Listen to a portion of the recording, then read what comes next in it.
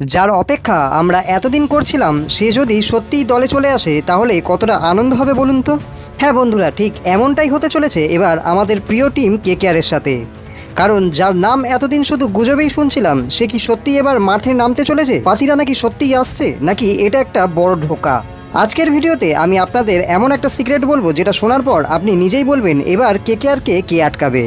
তাই ভিডিওটা শেষ পর্যন্ত দেখতে থাকুন, কারণ ভিডিও শেষে একটা সিক্রেট টুইস্ট রয়েছে। আসলে কাল রাতে এসেছিল একটা বড় আপডেট, যেটা হয়তো অনেকেই গতকাল রাতে জেনে গেছেন।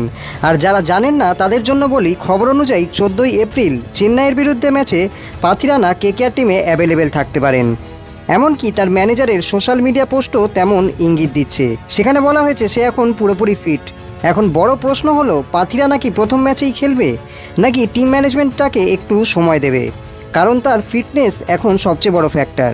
কিন্তু একটা জিনিস নিশ্চিত, সে দলে ঢুকলেই কেকেআরের বোলিং ইউনিট পুরো বদলে যাবে। বিশেষ করে ডেড ওভারের তার ইয়র্কার, যেটা এখন কেকেআরের সবচেয়ে বেশি দরকার। কিন্তু আসল সমস্যাটা অন্য জায়গায়। যদি পাথিরানা খেলে তাহলে বাইরে কে যাবে? Rovman Powell, Cameron green, Narine নাকি ফিন অ্যালেন? নারিনকে বাদ দেওয়া প্রায় অসম্ভব, কারণ সে একাই ম্যাচ ঘুরিয়ে দেয়।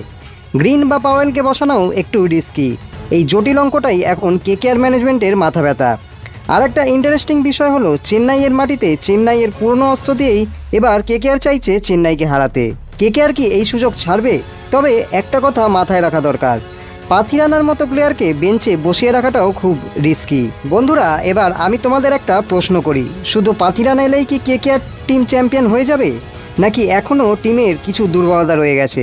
আপনি যদি কেকেআরের কোচ হতেন, কাকে বাদ দিতেন প্রথম একাদশ থেকে? কমেন্টে অবশ্যই নিজেদের মতামত জানান। আর যদি সত্যিকারের কেকেআর ফ্যান হয়ে থাকেন তবে ভিডিওতে একটা লাইক দিয়ে দিন আর কমেন্টে লিখে দিন জয় কেকেআর।